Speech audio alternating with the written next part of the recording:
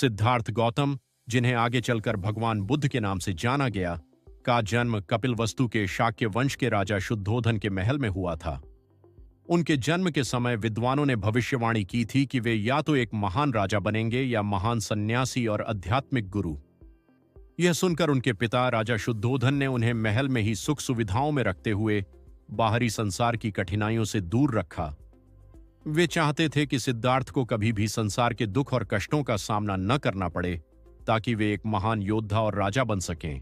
महल के बाहर पहली बार उन्होंने वृद्धावस्था को देखा, एक बुजुर्ग व्यक्ति जो जीवन की अंतिम अवस्था में था। सिद्धार्थ को समझ आया कि सभी व्यक्ति एक दिन वृद्ध होंगे और इस प्रक्रिया को कोई भी टाल नहीं सकता। तीसरे दृश्य में सिद्धार्थ ने एक शव यात्रा देखी। यह दृश्य उनके लिए बहुत ही विचलित करने वाला था। उन्हें यह समझ में आया कि मृत्यु अटल सत्य है और हर व्यक्ति को एक दिन यह संसार छोड़ना पड़ेगा। इन 4 दृश्यों ने सिद्धार्थ के जीवन को पूरी तरह बदल दिया। उन्हें एहसास हुआ कि संसार में हर वस्तु नश्वर है और यह असारता ही सभी दुखों का मूल कारण है। उन्हें यह समझ में आया कि इस नश्वरता से परे एक ऐसी अवस्था होनी चाहिए जहां शाश्वत शांति का निवास हो। सिद्धार्थ ने कई महान गुरुजनों से शिक्षा प्राप्त की। उन्होंने अलार कलाम और उद्रक रामपुत्र जैसे श्रेष्ठ आचार्यों के साथ ध्यान और साधना का अभ्यास किया, लेकिन उन्हें संतोष नहीं मिला।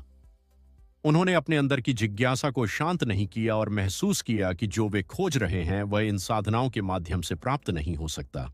ज्ञान प्राप्ति के बाद भगवान बुद्ध ने 4 आर्य सत्य का उपदेश दिया। 1. दुख, संसार में सभी चीजें अनित्य हैं और यह असारता ही दुख का कारण है। 2. दुख का कारण, तृष्णा और इच्छाएं दुख का कारण है। 3. दुख का निवारण, तृष्णाओं को त्याग कर दुख का निवारण किया जा सकता है। 4. दुख से मुक्ति का मार्ग, अष्टांगिक मार्ग का पालन करने से ही दुख से मुक्ति संभव है।